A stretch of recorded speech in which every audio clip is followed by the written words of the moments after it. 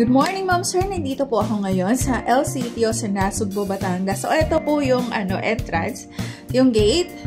Tapos, ito po along the highway. Yan, Nasugbu. Ayan, so ikot po para makita nyo po ang view, yung papasok. So, pasok tayo sa El Sitio. So, ito po yung sa my gate area. Then, ito naman pong lot in front of me ay elevated lots. So, minimum 500 square meters cut. So, mula dito, itong part na to medyo mataas. Hanggang doon. Right, ayan. Wait lang po. Dito, minimum 500 square meters hanggang dyan. Yun, malapit sa may bahay na yon. Yan, doon. Tapos, may ocean view dito. Ayun yung ocean view. Nakita po ninyo.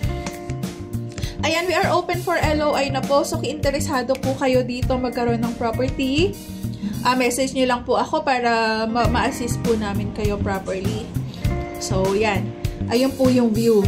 Ayan. Hope to see you po. Thank you and God bless. This is Evancinas from Santa Lucia Global Marketing. Thank you.